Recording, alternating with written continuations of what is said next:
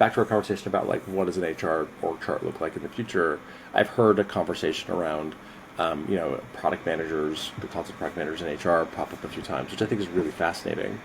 Love to hear if you like what you think about that. But one thing I'll kind of like tack onto that is I've been sort of like fascinated recently by this realization that AI sort of reverses our workflows. And a simple example in engineering is in the old days, like we would chat about a feature, I'd write some requirements, I'd talk to my designer, he'd do pixel perfect mocks, then we might write some code, and then we like start staring at the thing. Now, like I have a rough conversation with my CTO and I go into Figma or Lovable, whatever, and I just vibe code an example of the final app that you can use. And so you start with the final thing and you then go, let me play with it. And then you realize a whole bunch of requirements and a whole bunch of things and a whole bunch of ideas that you didn't like, and you start with that thing. Designing the whole thing and working backwards is one of the big inversions that's happening in AI.